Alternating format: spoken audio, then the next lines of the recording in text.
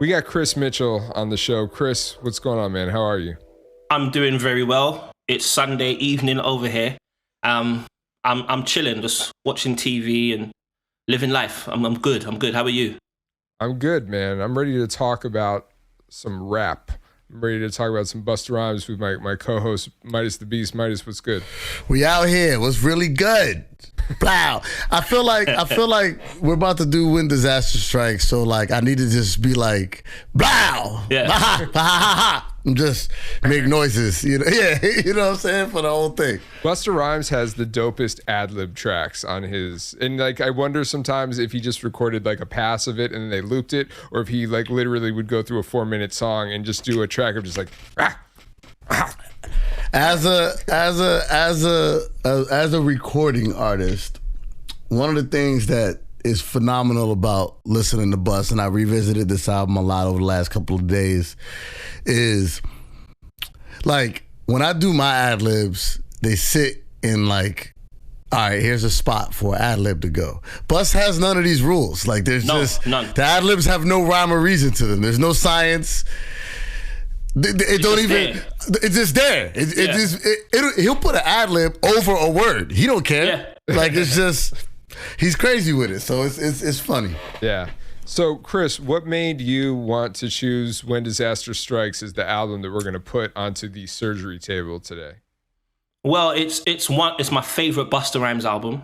He has a lot of albums. I think he's like 10, 11 albums in solo.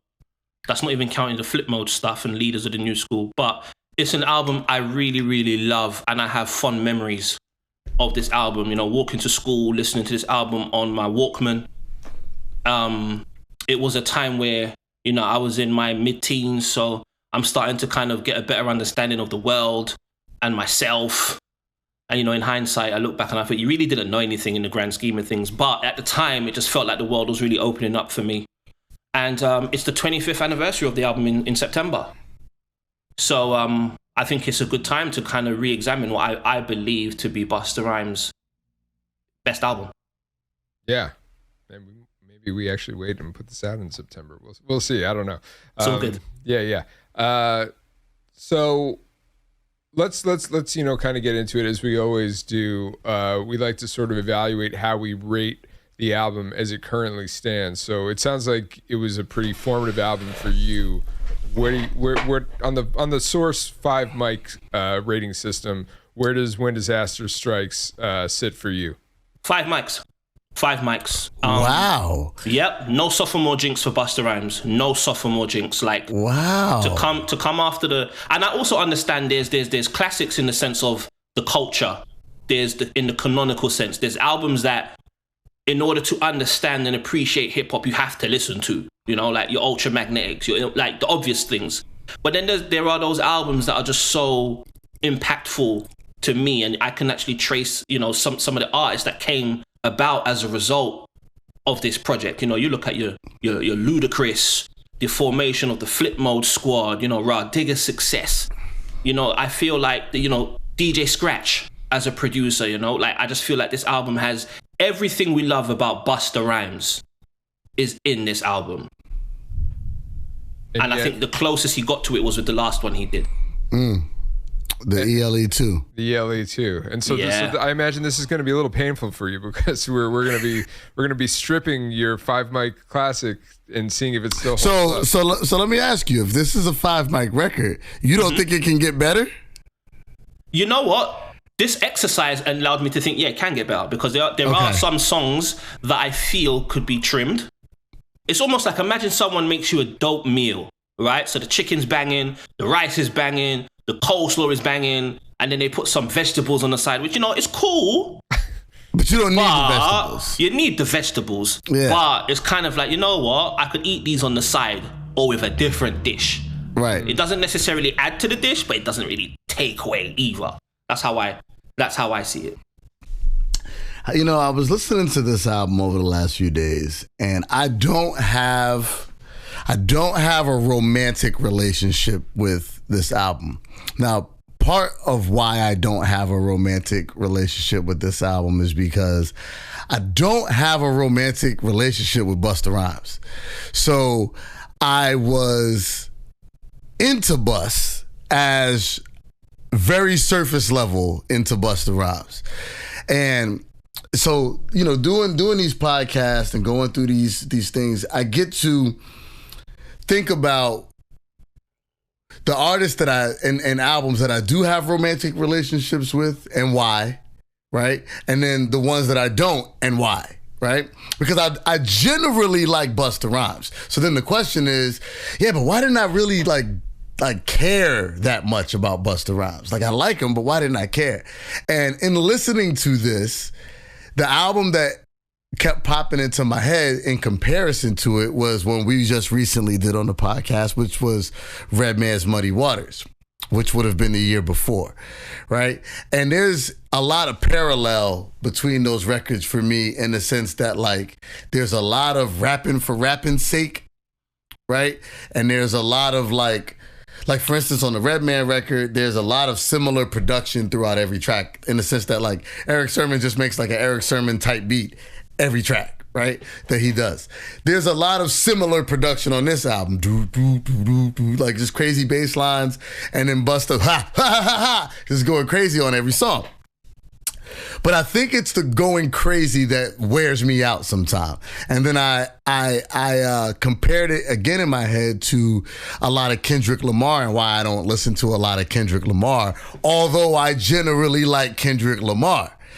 And it's because Kendrick's doing 5,000 voices, and like I just be like, yo, bro, like that's not what I'm listening to music for today. So it's interesting as I went through this because it's a weird thing when you really like an artist and what he's doing. I think we mentioned, Sean, on the last podcast when we did the Love Movement, we mentioned when Bus came on that, like, man, we missed this version of Busta Rhymes. And that version of Busta Rhymes is this version of Busta Rhymes. But I don't know that I could do this version of Busta Rhymes for like 70 minutes. It's an exhilarating listen. I mean, you know, you could listen to Busta. It's like MOP. Like if I listen to Warriors, MOP. Yeah. Like I'm in two frames of mind. I either want to go and fight the world, or I need to go and sleep. You're drained. I mean? Yeah, I'm drained because it's level 100 from the beginning, like until the end, and it's like an hour and 20 minutes. No, and I definitely understand what you're saying. I definitely understand what you're saying, and yeah, good shout on Muddy Waters. That's another one of my personal favorites too. Yeah. And I think Busta would eventually get a little bit more range and kind of curb it a little bit, but this is still very much early era Busta Rhymes, second album, 1997. Yeah. You know, just a year after his debut. The Becoming, previous year, The Coming. The Coming is, and I feel like this is not always a popular take, but that's what we do on the show, you know, just speaking from our hearts here. The Coming is, in my opinion, Busta Rhymes' best album. That's the one that I have the most romanticized relationship with. I listened to it the most.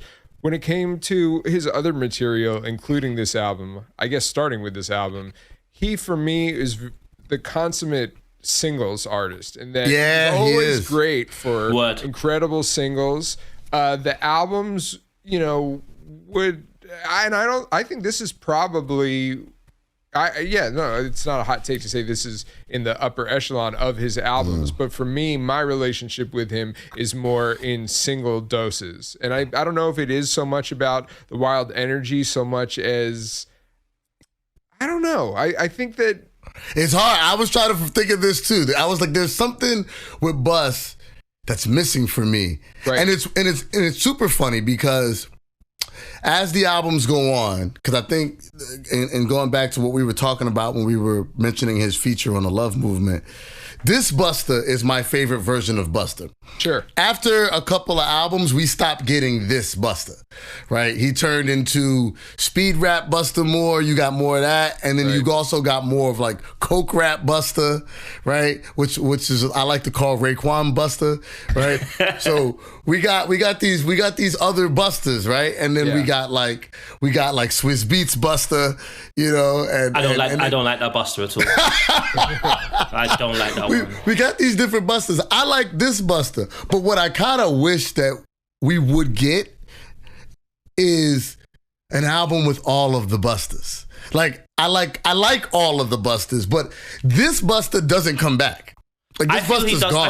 I feel he did come back for ELE too, which is why I said it was. There was some of that in there. It was right. almost You're like right. this celebration You're of everything that was Busta Rhymes in this one.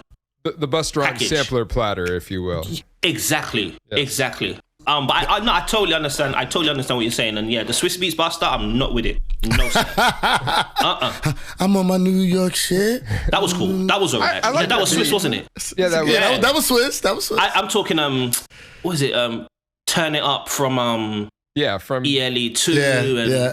Or no, wasn't that on? Was that original was on Big Extinction Bang? Level. I know. Yeah. Oh well, yeah, but also what was the Daft Punk? Touch It. That was good. Touch It. That Oh, was good. yeah. That was good. So you rated it as 5 mics. The Source at the time rated it as a 4 mic album. Rolling Stone gave it 3 stars out of 5. NME gave it 7 out of 10. Entertainment Weekly gave it a B. So, this is a generally well-regarded album. Mm-hmm. For me, I would say I think that this is probably like, this is hurting me because you just professed early on how much you have a romanticized. He started with connection. it. It's a 5 mic album. And so so this is gonna hurt. We're just here to break your heart today, Chris. Come on, man. I would say that I would give this a solid 3.5. This is a 3.5 to me. But 3.5's not bad. I mean, that means dope. Worth checking There out. were a lot of great albums in the Source that got the 3.5. Yeah, 3.5 is cool. 3.5 Yeah, is no, cool. that's not me shitting on it. That's just me being like, this is solid. I don't think it's whack. I didn't connect with it super hard when it came out, and upon revisiting it for this, I feel good about the 3.5. But MidaZ, what is your evaluation of this album?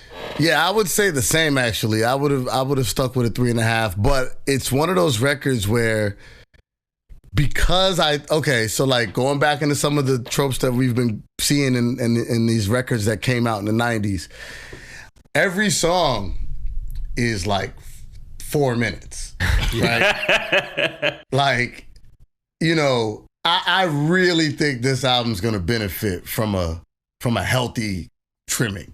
Yeah. Because in my opinion, there's nothing, it's funny about records like this. There's nothing bad on the record.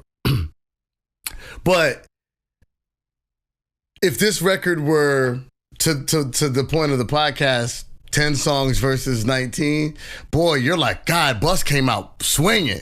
Yeah. Like, and maybe some of these end up on soundtracks and they move around different, and right. Each one stands on its own kind of okay, but all together it seems a bit much. So I would say 3.5, and I think it'll improve though once we do some cuts. I will say though, I'm giving the 5 mics just because of how much I personally It's the love the album. romanticizing, If I was like a journalist and someone said, I would probably go around the 4. Yeah. 4.25. But I'm too in love with this album. I've been in love with it for 25 years. It would be like leaving a wife at this point. Damn. Well, the goal is always to see if we can get these albums to Illmatic reverence. Right? Got you. Like if we can do a little scissoring, would it have a different reverence, right? Yeah. So let's see what we can do with this one. Yeah. All right, we're gonna get into it. So the routine. We play the song, and then it's a 3-man committee. You got to vote it to keep it or cut it. So we're gonna start with the intro. Again, this is becoming a trope of this podcast. If you put out an album in the 90s, you had to have a first song that was an intro, and you had to name it intro. You had to name an intro. You had to. People would be lost if you didn't. It was too confusing. So here's the intro. Real fucked up for everyone and everything, everywhere.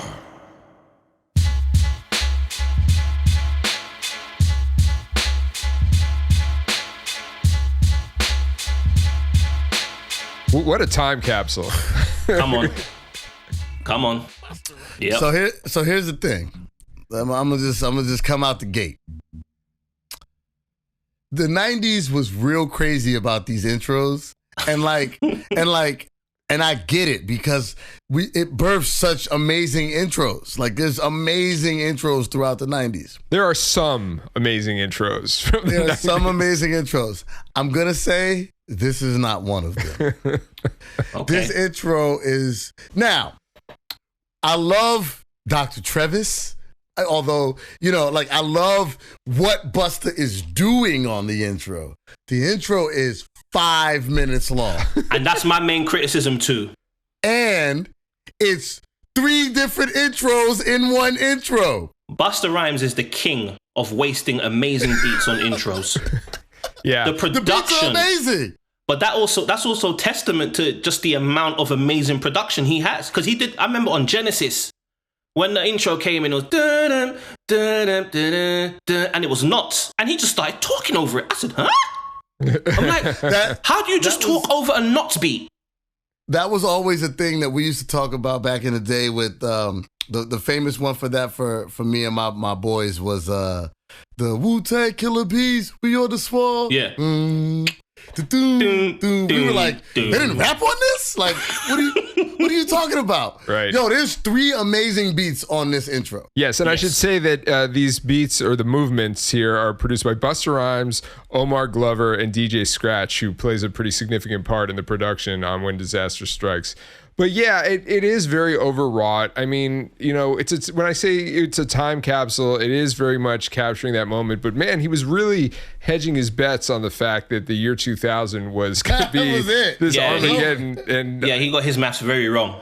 Yeah, very wrong. I mean, and maybe he, was sort of playing into the spectacle and art of it, but it's not something. If you could stomach the 5-minute intro before, it certainly feels less vital now, 22 years removed. And it's like we were all concerned because there was a theory that the calendars and computers might not know how to reset or might go back to like 1900. I don't know if it's like a Y2K thing. Like Lord Have Mercy sort of seems like he's reading a script here, but it also seems like maybe he's improvising. I felt like he was reading, but I think the significance of having his voice at the beginning, because it was the same on The Coming. Right. His alias was the voice of the 10 Commandments, so it fits in with that whole apocalyptic end of the world type thing. And he was next up. Like that was the plan. He was next. So he's almost the first and last voice you hear on this project. He was like next. And if we're going to talk about hip hop heartbreaks at any point, Lord Have Mercy's album not coming out to this day does not sit well with me. Same with the Fab Five. I can't get over it. Like, I think 90s hip hop fans, we need therapy because we've had to deal with some serious heartbreak. Do you have the bootleg of the Lord Have Mercy? I have like 7 songs from it. Yeah, that joint with Meth was crazy. Lord Have Mercy was next. Yeah, his voice is, gosh. And and then Spliff Star. I'm getting hurt right now. Nah, it's a lot, Like, then Spliff Star's voice on it, because Spliff Star was supposed to come with an album too. So it was almost like he was getting the squad into formation, but we just didn't need 5 minutes of that. Right. Yeah, and here's the thing. Me and Sean and I talk a lot about like intro. There's 3 intros. Like, that's kind of the thing that's kind of bugged out. It's one intro that has 3 different intros inside of it. It's almost like you could have just cut the first intro and started with the second one, and it would have been, you'd have been like, oh, this is the intro. Just pick your favorite intro. We've got 3 options. Busta, we got to decide here which one is the intro. It's like, nah, all of them. Yeah. All 3 intros. And the thing is as well, can you imagine saying no to Busta Rhymes? It might not end well for you. No. He's probably gonna yell at you. So I'm voting cut on the end. Cut. I'm voting cut too. This got to go. Yeah, I'm glad we all were able to come to this conclusion. A real shocker, folks. We're cutting the 5-minute 3-piece intro combo, which means that we're going to the second song on the album, produced by DJ Scratch, The Whole World Looking at Me.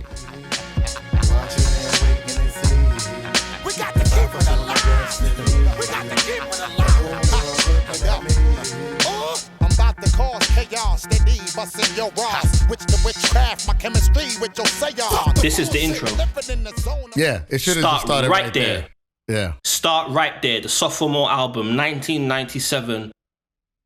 The death of Biggie and Tupac. The album's actually dedicated to Biggie. It's almost like Busta Rhymes say, I'm here now. Like, all the promise that I showed on Scenario, Flavoring, like, this is the culmination and fulfillment of this promise. He said, I feel so imperial. The Flip Mode album was called Imperial. It's like he was laying everything out. The Large Pro shout out, it's just like this connection to the past, the present, then it's got the futuristic feel. Then DJ Scratch, who I credit DJ Scratch as the creator of the flip mode sound. Right. And, MidaZ mentioned before with the bass lines and stuff. You have that Caribbean influence, that West Indian influence with Busta and Scratch. It's just the perfect opening. It reminds me of a spinner beat. Very, very rugged, but still futuristic at the same time. And I love this. The whole world's looking at me. And I remember when this album dropped because I listened to it and I bought it in real time. And Busta was the guy. He was. He was the guy. You brought up a good point about being what the statement of the record is in the sense of like, this is like The Coming was the intro coincidentally, but this album was the attempt at the fulfillment of the promise, right? To your point, like, yo, this is what I do. You know what I mean? Like, yeah, you had the scenarios, you had the flavor in the ears, you had these different opportunities to kind of see me kind of represent, but watch me. And like the first album didn't do that the way that this album attempted to do that, in my opinion. I think the first album was more of a who is this? You know what I mean? Like we were just kind of waiting for it. With this particular joint, it's hard. It's hard. I don't like it as the first song on the album. I like it track 4 or something like that. There's a couple of different joints on this record that, like, to me, even the next joint, where if it would have started there, I'd have went, okay, yeah. It kind of starts to, it's weird because it's a hard beat, but it's also just mellow. Like it's pretty low energy. It's just low energy. Yeah. For him to have so much energy, it's kind of low energy. So I was like, okay. Now, it's a keep for me because I think the song is dope and the song should be on the album. I just don't like it as the first song on the album. Okay. But it's a keep. I'm gonna keep it too. It's just that first verse alone. Somebody needing couple buffering. Follow my instructions. Like listen, the vocab on this as well. Come on. He's going crazy. Busta Rhymes' vocabulary is incredible, actually. Like, he's the first person I've ever heard just say the word rambunctious in general conversation. Like, his vocabulary is nuts.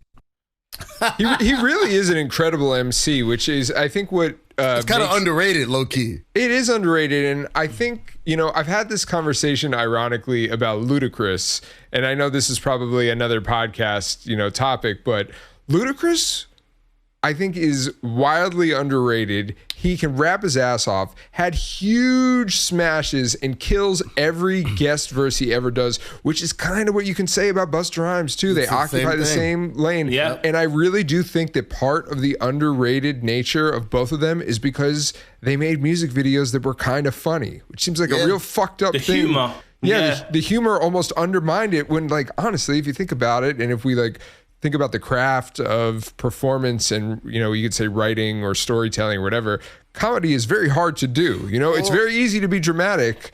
It's more difficult to really, wield humor as a tool in your arsenal. I'll throw one more at you. And I'm saying this now. I might have mentioned this in some way throughout earlier pods.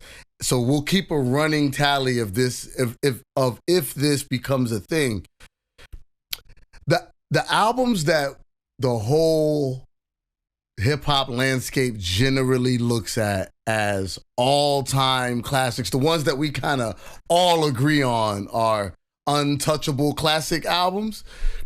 They all have, if not the whole record, they all have big moments of seriousness attached to them. Right. And I think where you somebody like a Busta Rhymes, we talked about it on the Redman record or Redman episode, when you just don't ever get serious, it's people are gonna only have a surface level love with you as a whole. I think he's serious, but he's not like tugging at my.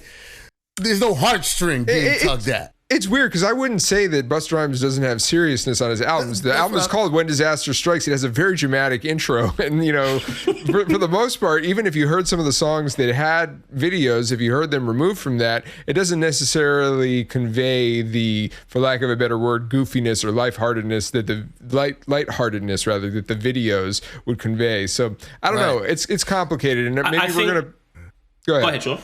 No, I was going to say maybe we're going to peel the orange a little bit more as we continue to dissect this. For me, this song would be a cut because I just think it's a little low energy and it doesn't sit for me well as the opening track. I honestly trimmed, and again, we're trimming this to 10 songs. So there's going to be a lot of losses. So for me, I had a vision of the album starting with a song a bit later even but you guys are keeping it, so we'll keep. I gotta support my guys. I feel like this hurt you a bit. No, you know what? So I gotta keep it. I mean, damn. It's you know what it is. It's like I'm really fascinated to hear how people feel about an album I love. Yeah. And I think it's really dope. I mean, yeah, someone who's made albums in MidaZ, we've all made albums here. Yeah. It's the sequencing part can be challenging. It can be very challenging. It's often the part of the album making process I enjoy it the most, and I spend the most amount of time on it because I want it to tell us. I believe in sequencing at a high level, but I think most rappers are not equipped to be the sequencer of their own albums. Yeah, I agree. You almost need an objective, outside party. But again, to your point, Chris, kind of hard to tell Busta Rhymes anything, especially at this point too, because you have to think about it. He's kind of the shit from the jump. He's the leader. He's the leader of leaders of the new school. He was a leader of the new school. He was a leader of the new school. He outshines everybody on the fucking Tribe scenario and then the remix. And then he has, I was reading articles and interviews that sort of like did a retrospect on The Coming, in which he did express that he was having a lot of anxiety and he wasn't feeling very confident about it because he never wanted to be a solo star. He wanted to be in a group. And he was like, I really don't know what I'm doing. I think Dante Ross might have also spoke about this a bit. He did. And, lo and behold, The Coming was a smash, at least Wuha was a smash. So I think that this is really, he's kind of, if he's not there yet, he's definitely on the cusp of you can't tell me shit energy at this stage in his career. Agreed. Yeah. So it felt so imperial. It did feel so imperial. All right, so we're going to move on to the next track, also produced by DJ Scratch. It is Survival Hungry. Baby, what I feel is just the type of shit that make you act stupid for real. What the y'all? Before you try to wear these, you need to hear these. Welcome all y'all to my World Series. Y'all. So this for me would have been the opener. This would have been the opener for me too. It would have been the opener for me too. Okay, I'm gonna. I love the song, by the way. It's fire. This is like the melodies, just he gets even more Jamaican on this song. This is the sound of a man about to say he's going to cut a song, though. I tell you why, though. Sean, I didn't read that. You know what? No, I didn't read it. I tell you why. DJ Scratch, he's one of my favorite producers, like bucket list guests for Breaking Atoms. I think he used the same sample on Onyx's album, Shut 'Em Down. He did 3 songs on there. So there's a song on Onyx's album called Street Niggas, and it's the same beat. Just slightly different. And that's why I would cut this on, because I actually prefer the Onyx version. I'm being selfish. Ooh. But that's the only reason I'd cut it, just because, it's like in 2 places, essentially. Yeah, you feel like you could get it somewhere else. Yeah. And plus I love that Onyx album, so, I'm greedy like that. To me, this would be a keep. But we have to also address something that is specific to this song and this album.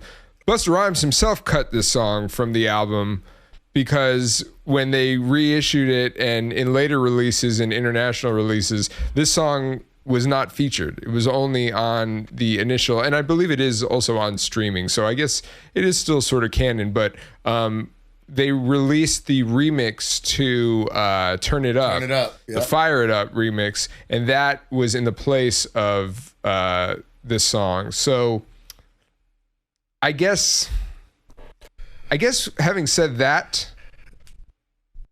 if we are going to put into contention this added song, I guess I have to cut this song too, because if the Turn It Up, Fire It Up remix can take its place in Busta Rhymes' mind, then yeah, I'm not going to argue that. Well, it's great. I'm not co-signing Busta Rhymes' mind because we already established that a 3-part 5-minute intro is not the greatest way to start your album. So I am going to keep this joint because I think it should have started the record, actually. Okay. Although we are cutting it, I would have kept it. But there we go. All right. Yeah, this is how it unfolds, folks. So then I guess we will go into, we're going to break from the streaming version weird anyway. Because there's, yeah, all right. So we've got the Turn It Up, Fire It Up remix that was produced by Busta Rhymes and Spliff Star. Keep it. How I get money, others are trying to peep it. Flip mode, be winners you want to form a team with. The big money figures, the ones that plot the scheme with. The brothers that be used to getting money frequent. The ones I would always measure my triple beams with. Until they start taking my people to the precinct. That's so back in This is when you realize, like, oh, every time he comes out with an album, he's going to have 3 singles that are going to be ridiculous. Like, you just kind of knew Banging. You just knew it. And he did the thing that, man, I miss the 90s, man. He did the thing in the 90s where, man, I think about Outkast. I think about Missy Elliott. I think about Busta, where like an artist would drop a single and you had no idea what it would sound like. Like you were like if you just read in the source, new Busta Rhymes single, you couldn't even predict what it would sound like. You had no idea.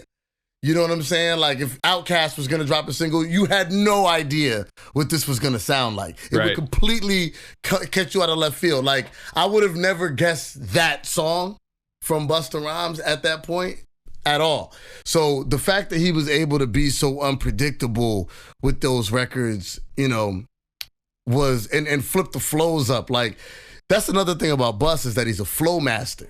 He's mastered every flow. He's a flow master. Like he's a scientist with flows. So like the fact that you could go from the first 2 joints we just heard in the cadences that he pulled out to that is like almost like it's an uncanny. It's like an X-Men ability. So that's a keep for me. Also, shout out to the novelty of rhyming on the Knight Rider theme. That itself was like very cool as well. Right. And I think kind of almost nods to a bit of that like, you know, humorous, clever, sly sort of persona that he had. Yeah, I mean, look, I said it like, to me, Busta Rhymes is the consummate singles artist, so we must preserve the singles at all costs. To me, it's never an instance of like, yeah, you know, like the single, he kind of watered it down. He never waters it down on the single. The single, he turns it up. He fires it up, I might even say. So my vote is to keep. Chris, what say you? I'm going to say keep. I'll be honest with you, it threw me a bit left when you played this because I was listening to the original version. And I totally thought, oh, fire it up. And I'll definitely keep it because I just think it highlights the creativity, which I think is the calling card of Busta Rhymes. Say what you want to say about his ability, you know, production, long intros. He's always creative. And I'm an 80s baby. Knight Rider was the one. Yeah. Knight Rider was the one, man. Michael Knight. It was crazy, like when you first heard that come in and you're like, oh shit, he's flipping. Yeah. Like this shit is crazy. Yeah. And a really dope video too. Video was agreed. Crazy. And he produced it. I think Busta Rhymes as the producer, he doesn't produce as much, but he did Abandon Ship, which was a great need to know when I see these kinds of rappers and it's produced by them, I need more details on what is produced by Busta Rhymes. Okay. Like I saw something that was like produced by ODB. I'm like, really?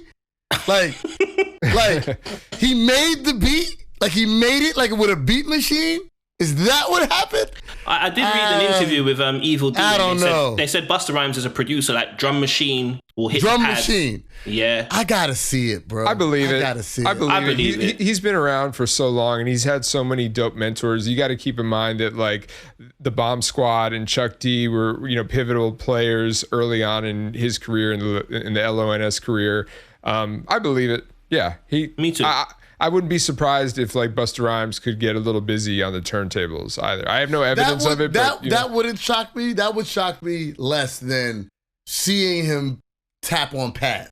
Well, he's produced a couple, and I think at least one other on this album. So we're gonna get to Yeah, it. he's got a couple on here. But yeah, this was a key. All right, so we're keeping it. We're moving on to another DJ Scratch production. He also favors cutting out blocks for producers. He did it with Knots as well, where it's like, this is your section of the album, uninterrupted. Although Scratch is kind of all over this, but we're on to the next track. It's the title track, When Disaster Strikes. Oh my affiliates, let's stack another million.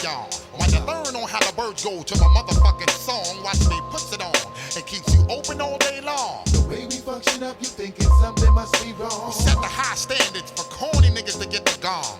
Bleach your ass blonde and black your color back. Styles. So many styles. Listen, how Busta Rhymes come with opera? He started singing on and on. Like, when I heard this, I was just like, how? He's got vocal mastery, man. He's got so much control over his delivery. It's really a special talent. He's in and out. He starts rapping, then he just goes back into the singing, then he just comes back. It's beautiful chaos. He's in pocket, and then he's creating pockets. Oh. You know, like he's in the pocket, then he makes his own pocket. Like he's seamstress, like a tailor, mad pockets. Yeah, it's real. Masterful it's real MC, masterful. And then DJ Scratch on this catches a body. Come on now. This is to me, this is the Busta Rhymes sound though. Like this is the Busta Rhymes outside of like the singles thing. This is the sound. It's both his delivery and the sort of like tone of production like this that's like, I don't have a better way to describe this, but it's slanted. Like, you know what I mean? Like his whole style is slanted. Like he's a cartoon wiry character who's like kind of like, like, you know, it's like cool, but you're also like a little like, oh, I don't want to get like too close to this because it sounds like, you know, you don't know what moves he's going to make here. But it, like, I just picture like a villain, like sort of like slant, like evil, demented walk. You know? So this is something that I'm thinking about, right? So like when I say serious records, like, okay, Redman is funny on records. Right. Bus isn't funny on records per se. Like he's not funny in the way that Redman is. Sure. Right? But again, I don't view this record as a very serious record. And when I use the word serious, I don't mean like hard face. I think I just more mean like he rarely does a song that is like, yo, let me tell you about something. You know what I'm saying? There's no like, yo, let me tell you something. Let me put you on to this situation. At least not in this. Not in this era. Not in this record. It doesn't. He got a little more personal. He got more personal as it went and more whatever. And I think when you don't have those records on your album, it's hard for the general public to go, I feel you. You know what I'm saying? Like, yeah, this is a classic. Because if you look, the Illmatics, the Chronics, all those records have those records that are like, oh yeah, he's talking about this. Right. Busta's just talking. He doesn't really lean on the autobiographical. Even as he started to do that, it was still sort of like the event, like, hey, here's the song on the album where I'm actually going to tell you a little bit about, you know, my own personal experience. Whereas otherwise, it's kind of like, it is very like going to like the circus and watching somebody do an incredible trick that you'll never see anybody else do, and nobody does it better, and you marvel at it, but you don't go home and you're like, I wonder what he's like. You know, you don't know who Trevor Smith is until later. Right. Months later. And it's the same thing they said about Jadakiss. It's like, yeah, Jadakiss is a great MC, but who is Jason Phillips? Right. Yeah. And that's why that Y record was so important. It's like, oh, okay, you're really in tune with what's going on. Like Busta Rhymes on the Big Bang, he did Been Through the Storm. Right. You know, he did songs like that. And I think Ludacris didn't really have personal records until later, and I think that's part of why they might be overlooked. That's the thing, yeah. Because we don't know who they are. We know of them, but we don't necessarily know who they are. You have to rap about something, right? So this is a record of a lot of rapping, but there's not very many instances of rapping about something that means something, right? So like, it's just kind of rapping. But with that being said, this is quintessential Busta. Like even the beat is dark, but it's got some like playfulness to it with the bass line. Like the way the bass line jumps around is not in a like a serious face way. This doesn't sound like a Mobb Deep dark beat. No, it's a little mischievous. It's a little mischievous. Yeah. Good word. Like Good word. that character you're describing that's slinking all over the place. It's like that. But nah, for me, keep. Yeah, it's keep. Unanimous keep. Yeah. Good job. Put a graphic on there or something. We need a little drop. Soundboard. Yeah. All right. Well, then we are moving on from our unanimous keep, and we are going to move on to the next song, which is produced by the Ummah. This is our first James Yancey Dilla production on the album. It is So Hardcore. I walk through brick walls, fuck around, hijack your whole shopping mall. I be ripping shit, that's my word bond. Scream that now watch the whole planet Earth respond. Do just what you're told, the remote control. Crash course your shit, you know how we roll. When I mean, Busta and Dilla. Preserve at all costs. Preserve. Put this in a museum. Have guards and dogs around this. This is like Busta and Dilla. What more can you say? I mean, Dilla's beats, I feel like when Busta jumps on the Dilla beat, he unlocks even more flows. The beat commands him just like still shining from the coming. The way he flowed on that beat, Jesus. I'm just like, how do you do that? Like the time signature's weird. He does it again on this. This has to stay. Yeah, they got a special connection. Yeah, no, it's different. It's different. It's very different. It's spiritual. Shout out to the Diligence mixtape as well. Which, Come on. That was straight fire. And then, he had Dilla on almost every record. There was one that he didn't. I think it might have been maybe... It was on ELE. ELE, yeah. But, always good for, like, the super dope album cuts. To me, you talk about, like, this is the era, like, this album is the era of Busta Rhymes that, we really like and pine for. I feel like if we even subdivide it more...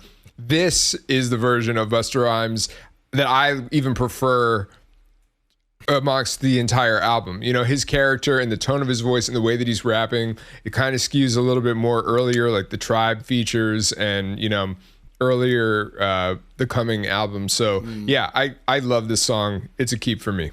Yeah, keep. It's a keep. He said, I walk through brick walls. Like, he started the song, I walk through brick walls. Come on, man. It's a keep. Yeah, it's a keep. All right. Well, then we are going to move on to another DJ Scratch production. It is Get High Tonight.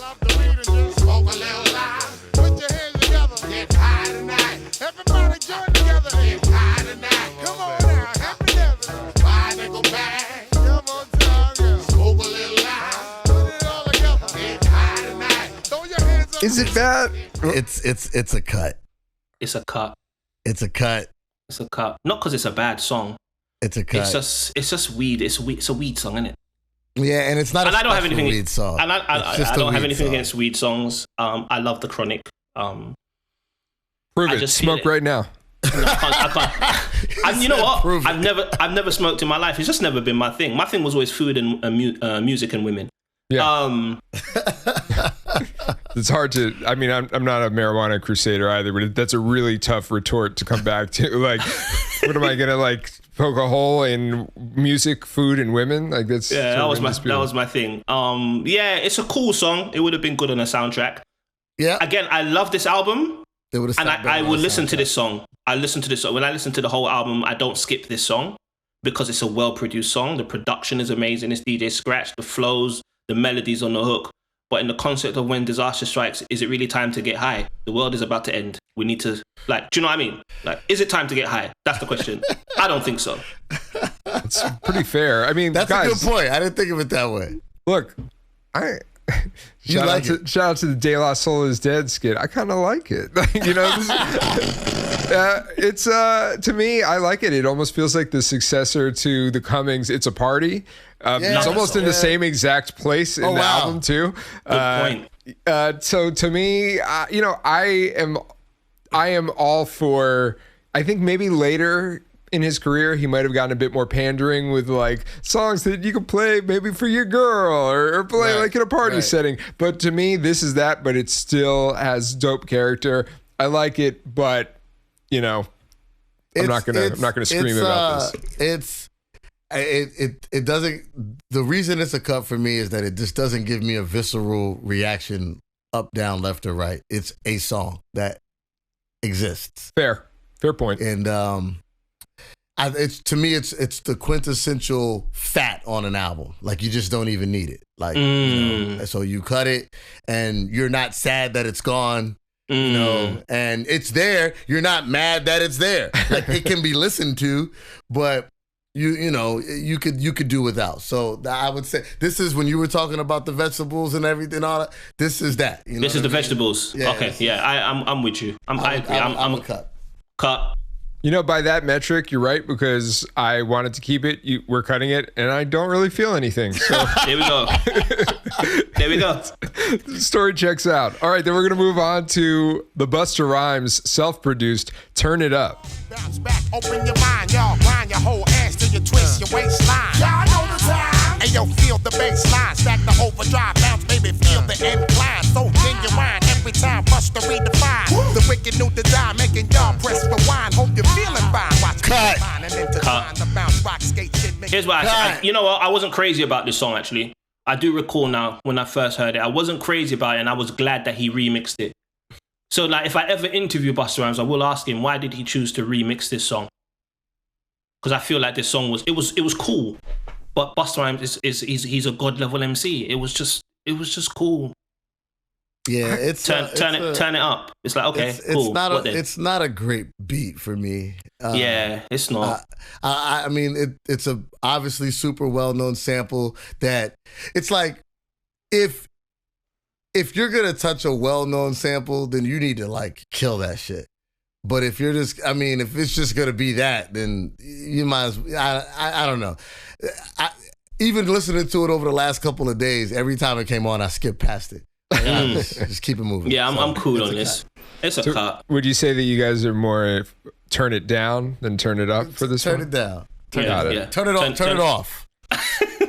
Well, I kind of liked it, but you know, again, I feel sort of the same way about the last cut that we did. Like, it's not gonna. I'm not gonna scream and cry about it. To me, I like the vibe of it. I like Busta's, animated flow on it, but we get that in other places. We get the whole album. We get the whole album is that. Yeah. Yeah. And then here's another thing. 4 minutes and 11 seconds of it. Is that how long this song is? Yes. 4 minutes and 11 seconds. Oh, no, I'm cool. I'm cool. And what they were doing in the 90s a lot that used to drive me nuts is like, you'd get these beats that like, that's the beat. Like, there's no new drops. There's no new... Doesn't change. It doesn't change. That's the beat. That's the beat for 4 minutes and 11 seconds. No, oh, I'm cool. God, I can't do it. I can't Well, he didn't take the drum out one time? I mean, I can't remember. So it's rough. So yeah. Yeah, we're cool. All right, we're turning it down and we're moving on to the next song. It's produced by Shamello, Buddha, and Epitome. It was a single. It is Put Your Hands Where My Eyes Could See. You don't wanna violate, nigga, really and truly, yo. My main thug, nigga named Julio, he moody, yo. Type of nigga that'll slap you with the tulio. Bitch, nigga scared to death, act fruity, yo. Fuck that, look at shorty, she a little cutie, yo. The way she shake it make me wanna get all in the booty, yo. Top miss. So Sean, you usually do this, and you may or may not have been prepared for this episode. Shamello, Buddha, and Epitome. Who are they? Do you know what? One of them recently passed, actually. Yes. One of them, I can't remember who, and that sounds really bad, but I don't know many of their production credits. I know they did one for Mobb Deep as well, USA, on Murder Music. Oh, okay. They did that one too. But so this is their production team. I think so. Yeah, okay. I think so. And look, man, if you only ever produce one song in life and this is it, you made your mark. Yeah, man. That's why I'm wondering, like, usually when you see that one producer that, like, you don't really know who they are type of deal, like, it's not usually a super, like, all-time great, because you would assume that they'd get more credits after doing something like this. I want to say that maybe on a somewhat recent Juan Epstein, they maybe like dug into this a little bit more, and I don't remember the story. I'm looking really quick. Shamello did a joint on Mobb Deep's Murder Music. Yeah, they was just saying, USA. USA. And then Killah Priest from View from Masada. He had a bunch of random producers on View from Masada. Also did a song on Petey Pablo's Raise Up album.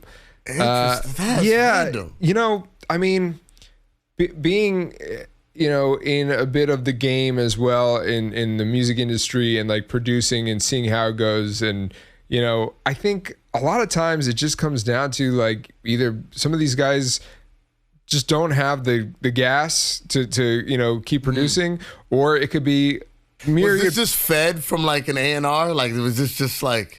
I wish I had done more research on this. Like, you know, sometimes it's just maybe personal stuff came up. Maybe it's they had a shitty manager or something, you know, and it's just it didn't really... I also think some people are literally just one and done or few and through. You know, like, you got some artists like, at All City. They just had one album in them. Yeah. And they're gone, you know? But this song right here, Put Your Hands With, like, all-time classic. I feel like Busta reset things, the sound. It's like it's tribal, it's ancestral. It's almost like I want to take my shoes off and just dance in a bucket of cocoa butter when I hear this. This song, right, like, it's mad.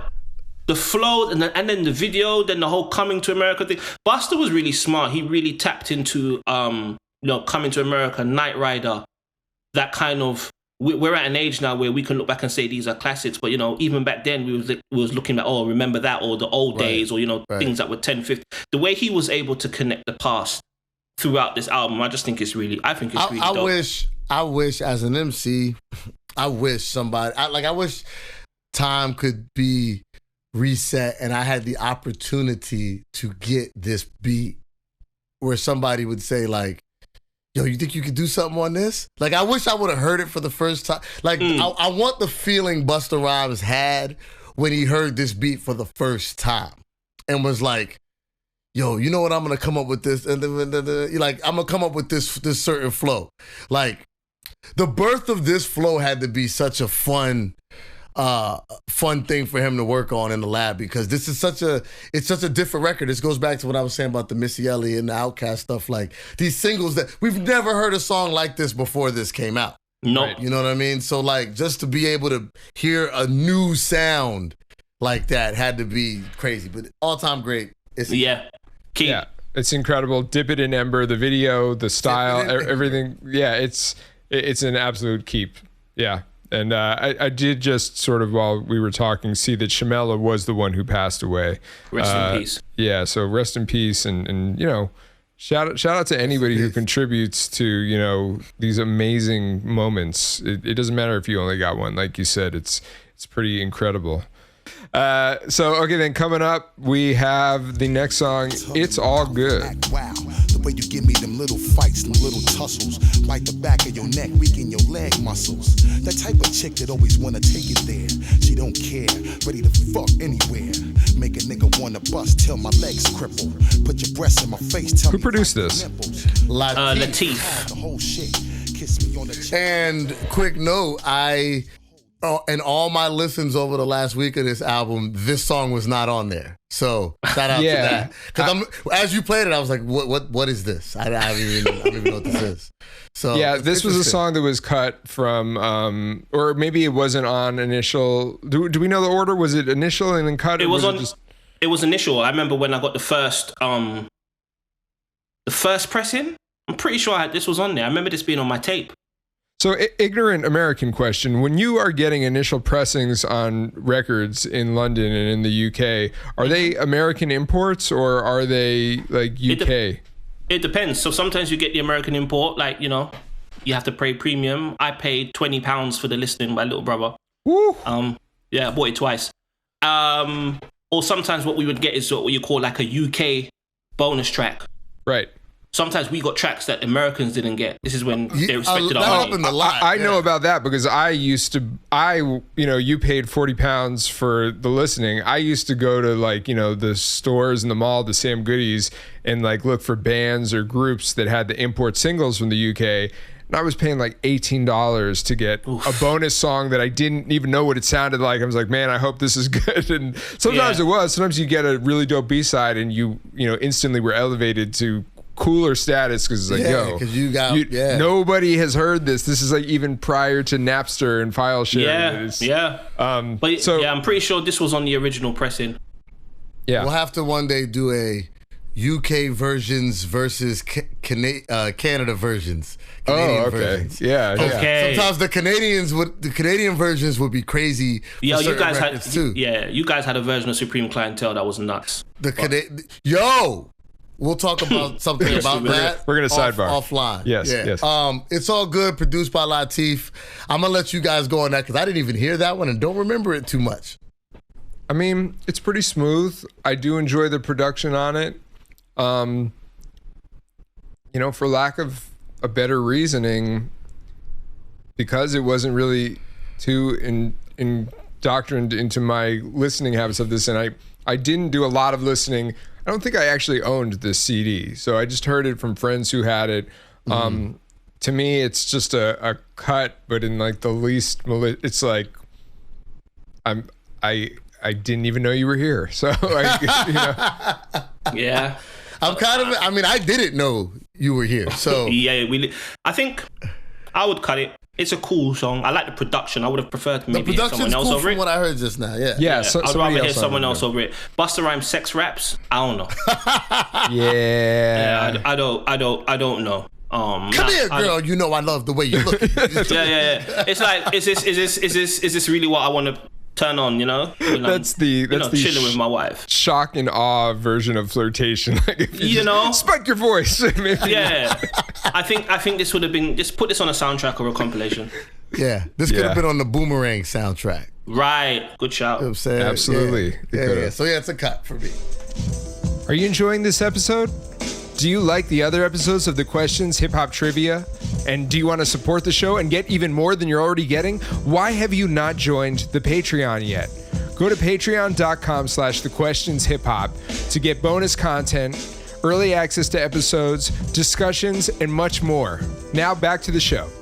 Then we're going to move on to the next song. It's a Busta Rhymes produced song called There's Not a Problem My Squad Can't Fix, featuring Jamal. Ready or not, we coming, snatching every coming with your hoe in the bench, yo, dumbing like a motherfucker. You could be my lady, you could even be my lollipop sucker. The road dog, baby, coming like the mad truck. A lot of jealous niggas looking funnier than Chris Tucker. God bless, so yes, I stay fresh for the finesse. My congress show progress. I mean, I gotta say, to your question about what does it mean if Busta Rhymes produces something, he's not really diving super deep in the crates and like doing a crazy premiere chop. It's like, oh, this is a dope surface level sample. Sure, let's flip it. Yeah, and I'm a big Jamal fan. Me too. But and so it pains me to cut a track with Jamal on it because I fucks with Jamal. There's not enough Jamal. I swear this was one of his last features before he kind of... Yeah, not enough Jamal out there, but this one's got to go for me. It's not... And it's 6 minutes long. Well, it's like disco, man. You just let it on and you let it ride. Oh, man. Okay, it's got to go. My vote is to keep it, and I like it. I like it in the same way. I feel like not a lot of people feel the same way that I do about the Busta Rhymes featuring song on Slum Village's Fantastic Volume 2. That has a very similar, similar drum pattern, very kind of more up tempo, a little clubby. I like it, but as is probably going to be a recurring trend for me, as if it's not already obvious on this episode, I could take it or leave it. So my vote is to keep because I do enjoy that energy, but it all rests on Chris's shoulders here. This one's got to go, man. It's gotta go. You know what it is, right? Sure. I just don't. It's cool. It doesn't add much to the album. It's not a problem my squad can't fix. And it doesn't sound like the rest of the album. It doesn't. That's fair. That's Flip Mode. It's Def Squad. I think they did a better song on the coming. Flip Mode meets Def Squad. Sure. But no, this is cool. Like MidaZ said, man, I'm a big Jamal fan, so I was really excited to see him on the project. But no, this is cool. Maybe if it had a better beat, whether it's something that was more intricate, a bit more bounce, a bit more variation, I would appreciate it a bit more. But it's cool. There's no bad songs. It's just cool. This would have been a great opportunity to get Eric Sermon to do a beat for you. Come on. Or this would have been a great opportunity to get a primo beat that he would wait forever to finally get, or one of those like lauded producers. Like, this would have been a great opportunity to get a Pete Rock production or something. And now we might be looking at this song a little bit different, but as it is, it just kind of exists. I'd love to hear a remix. It probably would be super fire. Well, be on the lookout. Maybe maybe the 25th anniversary. Maybe they'll drop. There's not a problem Eric Sermon can't fix. Yeah, definitely. Well, we are trying to fix this album, and that means we're moving on to our next song. It's DJ Scratch on the boards. We Can Take It Outside, featuring the Flip Mode Squad. Yeah.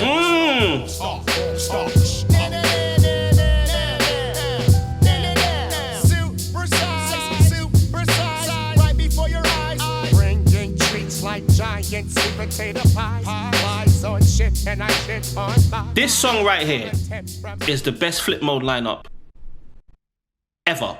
I know Rock Marcy came on, but like, yeah, we miss a Rock Marcy verse on this. That would have been cool. I'm cool without it. Top. But this song here. But this song is already perfect. Listen, I don't know who the guy. This is one of the burning questions I have if I ever speak to Busta Rhymes. Is who was that guy serious when he was saying so precise.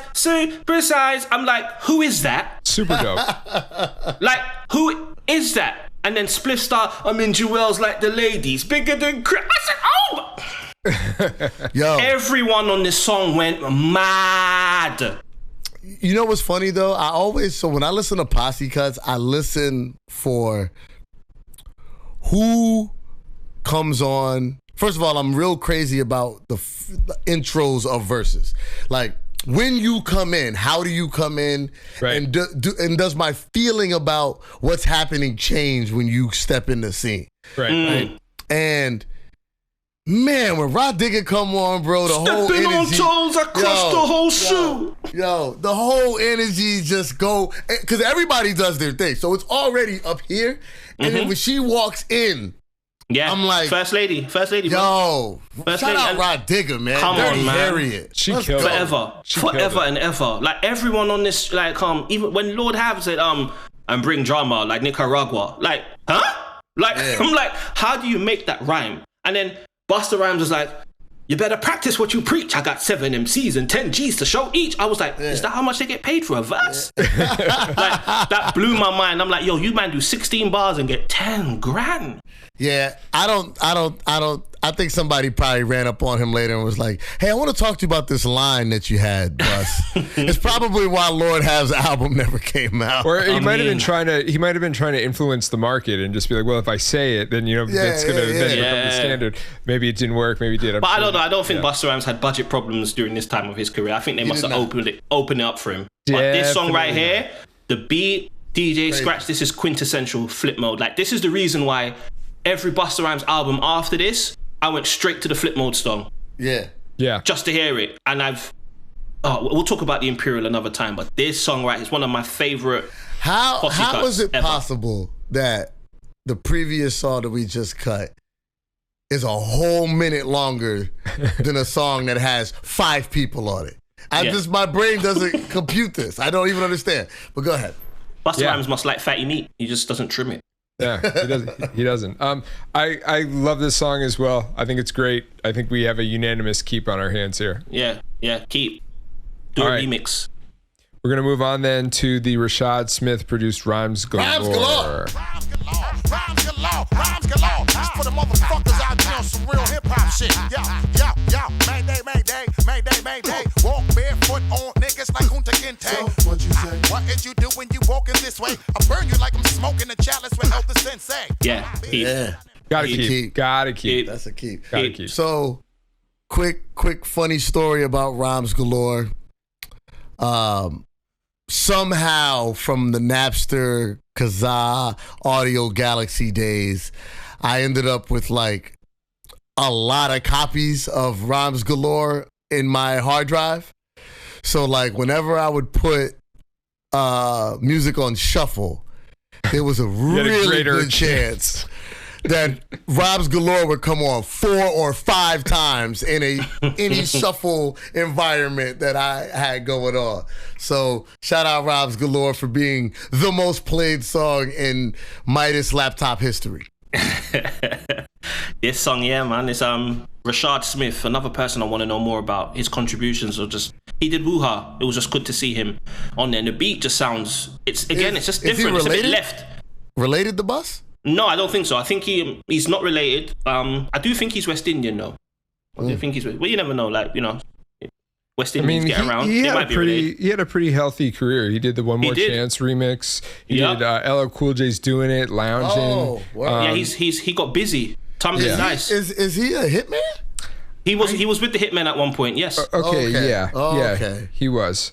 This is great for all the reasons that we've sort of outlined why we like Busta Rhymes to begin with. Yeah. I love the random Elder Sensei shout out too, because I didn't know about the artifacts when I heard this album. I'm like, Elder Sensei, who's that? And it was only years later then I heard Come On With The Get Down. I'm like, oh, okay, Elder Sensei.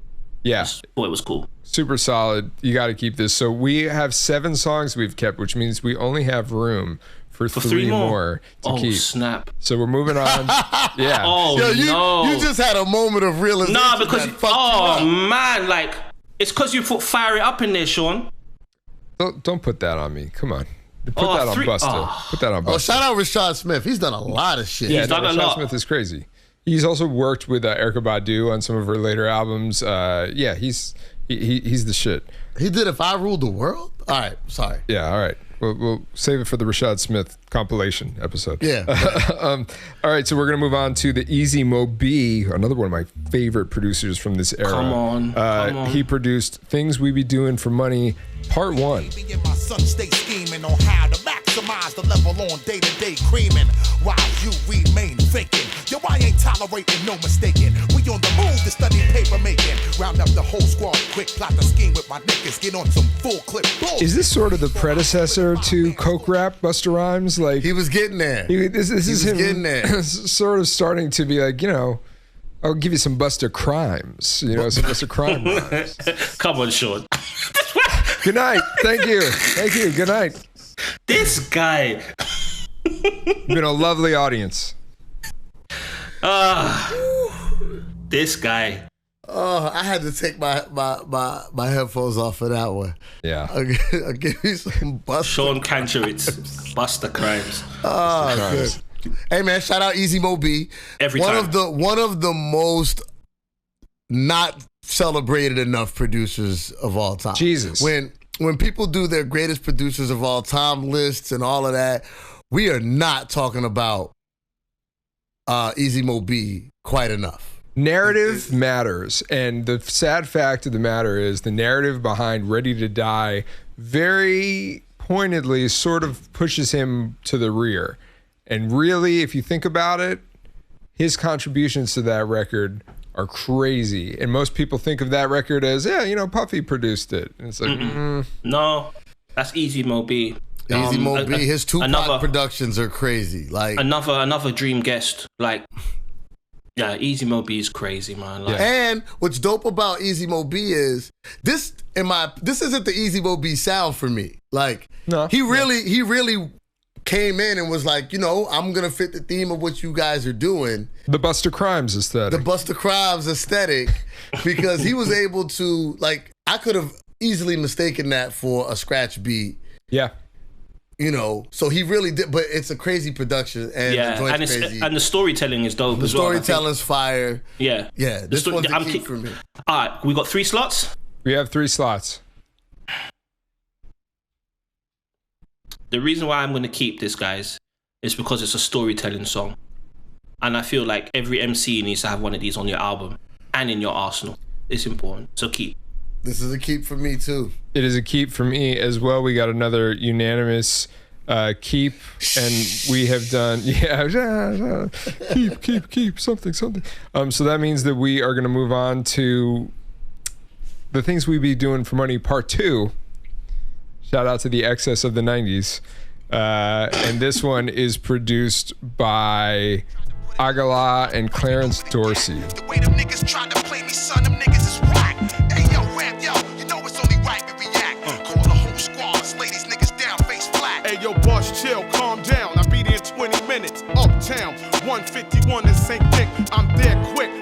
featuring Rampage, Anthony Hamilton, and The Chosen Generation. This is another, we're diving deeper into the Busta Rhymes storytelling. Yeah, it definitely has that sort of dramatic, cinematic, almost mafioso-esque, aesthetic to the beat, I would say. I feel like one of the things is that we've got to keep it, because if we don't, then part one is invalid. And that too, but if we don't and the episode comes out, Aguilar might diss us on his IG. So okay, we've got to make sure that I don't want that for myself. I don't want the Aguilar smoke. No, I don't let it be. He'll be like, yo, I heard this podcast. They disrespected me. I don't want to deal with that. So I think it's a great song though. Keep it. It is a good song. It's a great song, and I think it's a two-piece. It's two sides of the same coin. Yeah. Imagine listening to this album with part one and then there's like no part two. It's a bit mad. Could it have been one song? Absolutely. Possibly. Like, it could have been a beat switch. It could have been a beat switch. A beat switch. I mean, I don't need it to be 7 minutes or 8 minutes of one song, but like we could have figured out a way. We could do a Making Illmatic of those two songs and make it work. But nah, I think you got to keep it. You got to keep it. Plus, it was one of Anthony Hamilton's like early. Yeah, super collaborations. Early. Yeah, I remember when I first heard of Anthony Hamilton, or I thought I did, when he like blew up. Then I was like, oh, that's the same brother. Right. From this. Yeah. And then you got the choir at the end with the gospel influence as well. And shout out for song. a good Rampage feature. I'm gonna tell you, wasn't a big Rampage fan. And I loved his album. That's a like, as a rapper, I wasn't like, Rampage didn't do anything for me, but I like the feature that Rampage had on this. He killed this one. Well, look, my vote would be to cut it, only because in the trying to, keep things unique, we sort of don't need two songs that fulfill the same role. Sure. But I also get what you're saying. It's good to me, but, we got double money on the album now and only one slot left. Wow. So we are going to move on to the Rockwilder produced Erykah Badu featuring One. What do you consider fun? Fun, natural fun. I said, what I'm gonna do with my man Busta Rhymes? I'm gonna have some fun. What do you consider fun? Fun, natural. It seems comically out of character for me to feel this way about a very Soulquarian, neo-soul-y Erykah Badu featuring song, but my vote is to cut it. Me too. Me 3. And you know what? I like this song. I think in terms of the songs I've cut, I can listen to it if I'm listening to the album, because like I said, I love the album. But you've given me a task. I've got to make this 10 songs. So I'm having to let go of some children that I may still love. But if they're not going to make it to college, I got to cut them. Babies get hurt on the show. Come on, man. Yeah, This is cool, weird inclusion onto this record. I mean, it stands out like a broken thumb. But Erykah Badu, I swear, this was just shortly after Baduism, so she was out there. She was it at the time. Yeah, and we got Erykah Badu bars on that one, but even still, and it's a weird Rockwilder beat. It's a cut for me. I didn't enjoy it. Also doesn't really fit at all with the disaster impending theme, unless part of your preparation for the apocalypse is come on, man. Should be packing your bags with her instead of just talking about Although hanging out with Erykah Badu has created the end of the world for some men. Yeah, and some classics too. Yeah. Erykah Badu, it's always an eventful day in the studio. Something amazing will come out. When disaster strikes can be when you hang out with Erykah Badu. We're not going to get into it today, but I did actually once get into a very tense argument with Erykah Badu backstage at Erykah Badu concert. But maybe we'll save that for a Patreon or something. We need to talk about this. This was a real thing that happened. Wasn't fun. Love Erykah. Love Erykah.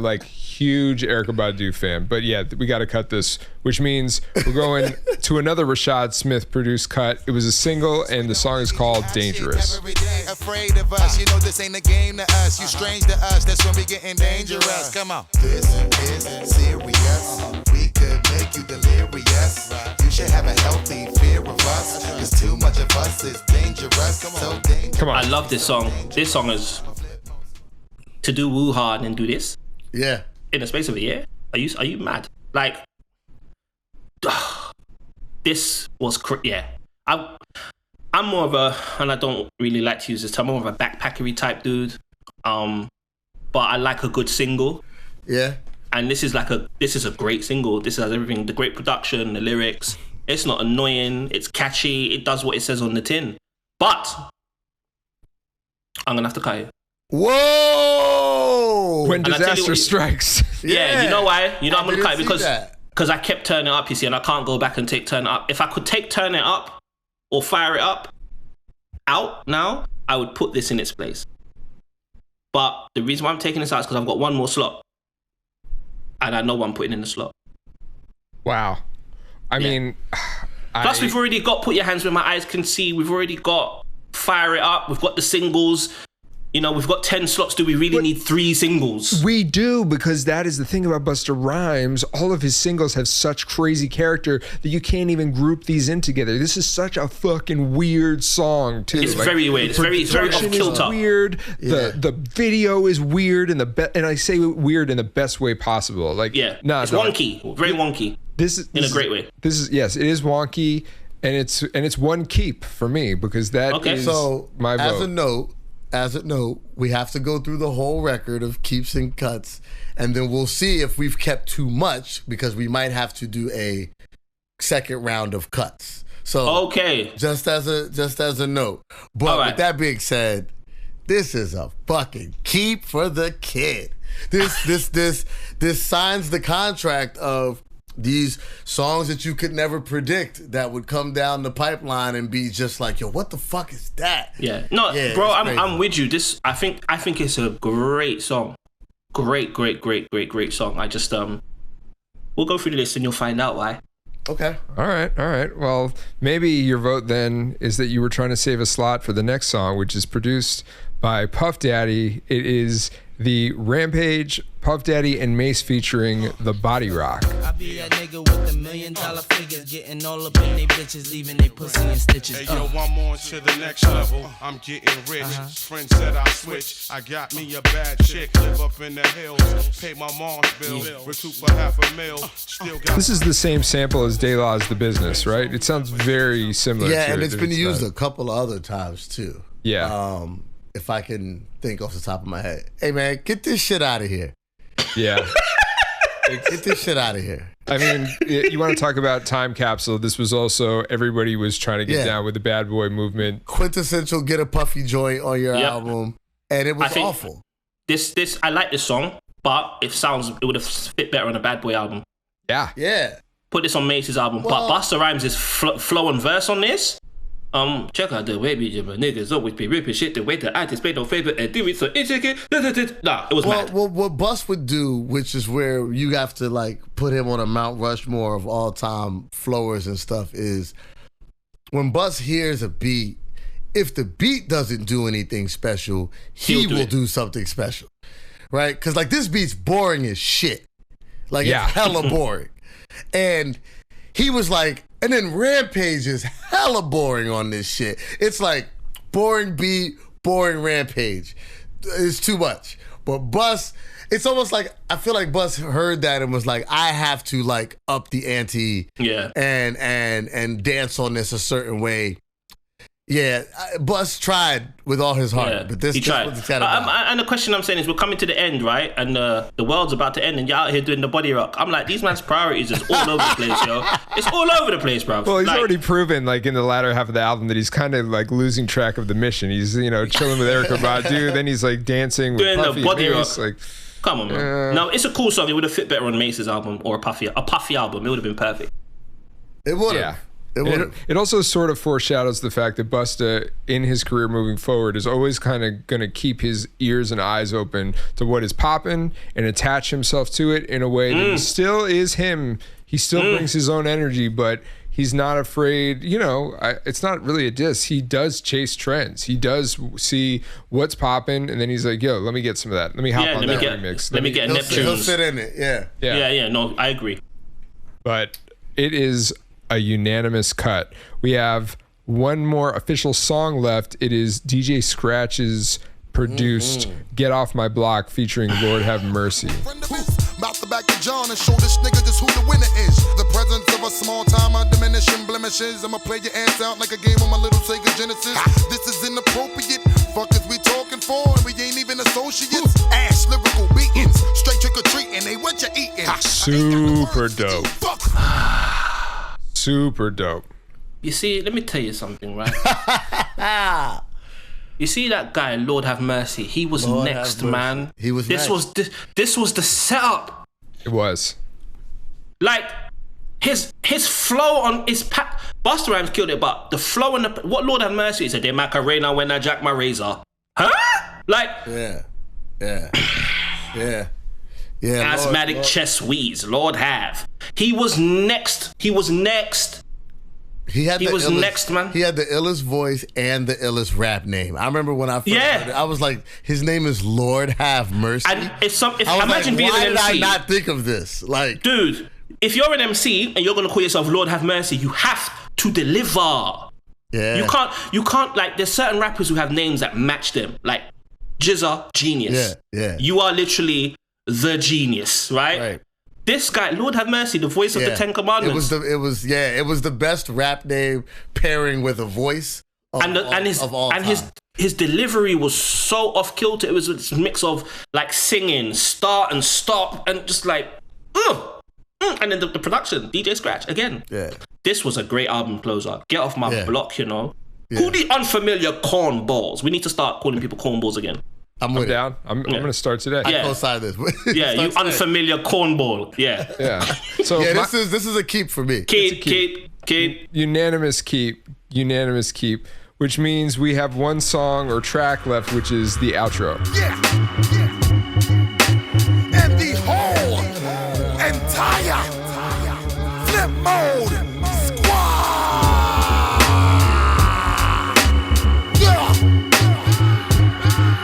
I mean, that beat is always going to elicit an amazing screwface reaction, but as we've already stated, when we addressed the 3 intros on the album, you kind of don't need the outro. Oh man, you don't. But that beat is too good. Like too good. On the intro, it was 3 good beats, but that beat is crazy. So I would keep it. I would keep it just off the strength that I want to hear that beat on the album. I'm gonna cut it just because we cut the intro. But if there's a God out there and you listen to podcasts, don't forget to subscribe. Don't forget to subscribe. And also on the 25th anniversary, someone dig up those recording files. Tell me he rhymed on this. Yeah. If there's any leftover songs from this project and he rhymes on this beat, I'll PayPal whoever to get it. Yeah, let's get it. Yeah, that's a DJ Scratch beat. Shout out to him. He's amazing. He really did put his foot in on this album. He put both feet, hands, feet, everything. He was playing Twister on that bitch. Come on, man. He Thai massaged the whole album. All right, so we're cutting it. So let me look at our track listing here.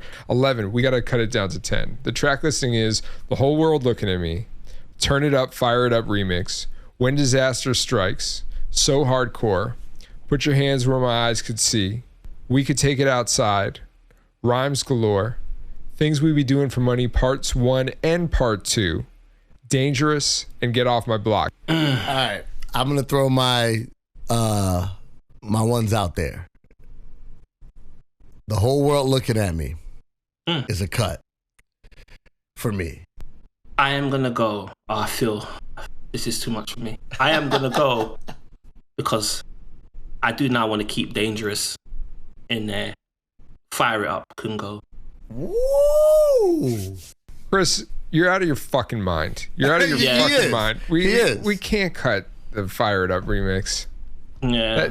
Okay, so yeah. So peep this. If we cut The Whole World Looking at Me, which is MidaZ's other suggested cut, then the song, the album opens up with the Turn It Up, Fire It Up remix, which is a pretty potent opener. Now, granted, I know it's a little more commercial leaning than the, sinister kind of thumpy The Whole World Looking at Me, but democracy is a flawed concept to me, but I'm still with it.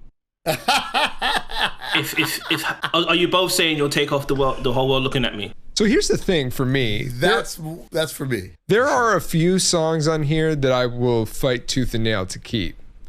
Because of the aforementioned relationship that I have with this album, I could kind of go either way on a lot more of them, though. So like if you have a proposal that isn't cutting the Turn Up, Fire It Up remix, then I'd be willing to entertain it. But otherwise, you know what could go, and this is just me. MidaZ said there's a lot of rapping on the album. There's a lot of it. Rhymes galore, possibly, because we've already got the Rashad Smith in there with Dangerous. I looked at Rhymes Galore, and I have a similar feeling with Rhymes Galore. For me, it's between Rhymes Galore and The Whole World Looking at Me. Okay. Why am I doing this? Well, all right. I mean, if those are the two that we're talking about, and you guys aren't going to budge on any of these other ones, because the only other thing I would say is cut one of the things we'd be doing for money. Preferably the second one. But if it's if you guys aren't willing to hop on board with that, and it's The Whole World Looking at Me or Rhymes Galore, I could do away with the second one too. It would be one of those three. You know what? I could take. I'm gonna go with Things We Be Doing for Money Part 2.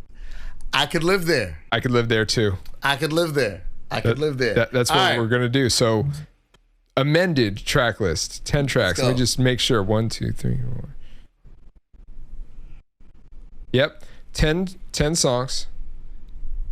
Album begins with The Whole World Looking at Me, then the Turn It Up, Fire It Up remix, When Disaster Strikes, So Hardcore, Put Your Hands Where My Eyes Could See, Rhymes Galore, We Could Take It Outside, Things We Be Doing for Money Part 1, Dangerous, and Get Off My Block. That's concise. That's potent. Concise. That's potent. I think it's got all the elements of what I enjoy from a hip hop album in there. Variety of producers, lots of DJ scratch. Yeah. What would you give it as your updated 5 mic rating? Like, where would you put it on that scale updated now? Probably like a 4.5. Okay, so we heard this album for you.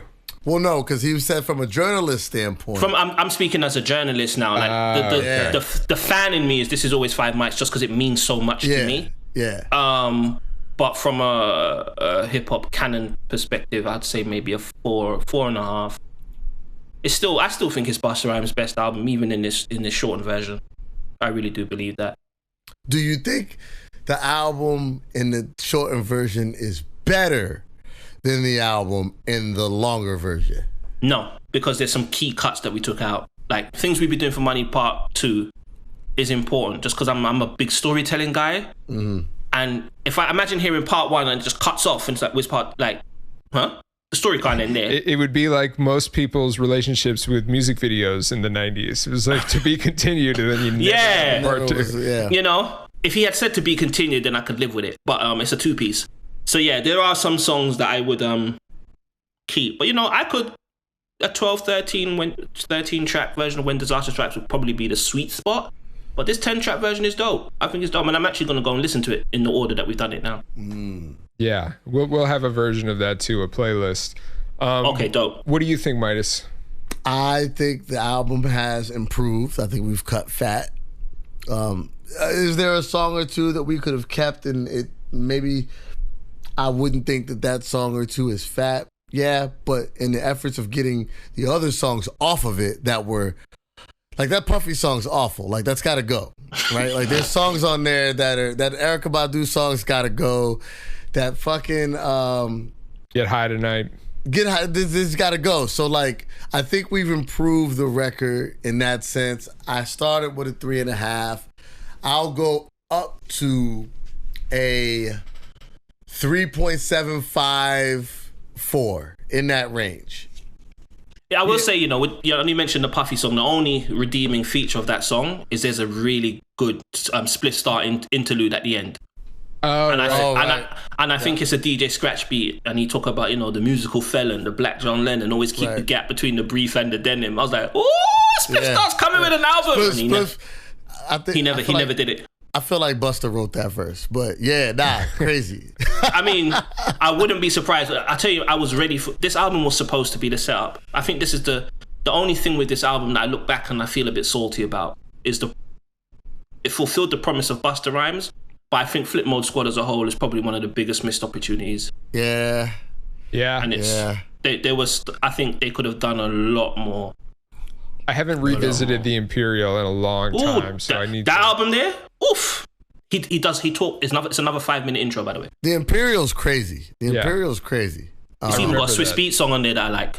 Yeah, the Imperial's crazy, but I think this turns down to a 3.754, somewhere between that for me. Yeah, I kind of side with you on that. It definitely improves the album. I'd given it 3.5 before. There are too many albums that I would ascribe the 4-mic rating to, that I truly love more than I even like this version of the album. So I kind of hesitate to put it in 4. Yep. So for me, you know, we're getting a little microtonal here. I'd say 3.75, but we want to know what you guys think. For everybody watching and listening, definitely scream at us. There's links in the notes that you'll be able to let us know what we did right and what we absolutely butchered. So let us know. And a big shout out to you, Chris. Thank you again for joining us. I feel like Chris is going to get a lot of support online for this album. I think so too. Thank you. Just thank you both for having me. Sean, you know how I feel about you, and MidaZ, man. I've been familiar with you, and love to stay in touch. Yeah, let's do that. That's love. Yes, sir. How did we do? Did we improve the album? Did we totally fuck it up? What do you think? Where do you rank Busta Rhymes' second album? Is it his best album? What are your thoughts about When Disaster Strikes? I want to know all of this. So send me an email, Sean@questionshiphop.com, or hit us up on all of our socials. I'll put links to that. Or join the discussion on the Patreon at patreon.com/thequestionshiphop. Big shout out to Chris Mitchell and MidaZ the Beast for sitting in and taking part in this always entertaining thought experiment. It was a lot of fun, and I look forward to these all the time, and I'm loving the feedback that we've been getting on all of these episodes. Big shout out to the Stony Island audio crew. Salute to what I believe is one of the best podcast networks in music right now. Shout out to the Dad Bod Rap Pod, Fatherhoods, Secret Skin, Super Duty Tough Work, The Raw Report, Creativity in Captivity. We're taking over this hip-hop podcast shit. The show's theme is by MidaZ the Beast and Czarism. The show is hosted and edited and produced by me, Sean Kantrowitz. Go to questionshiphop.com, follow us on all the socials, and we will see you next week with another episode of the Questions Hip Hop Trivia Podcast. Peace.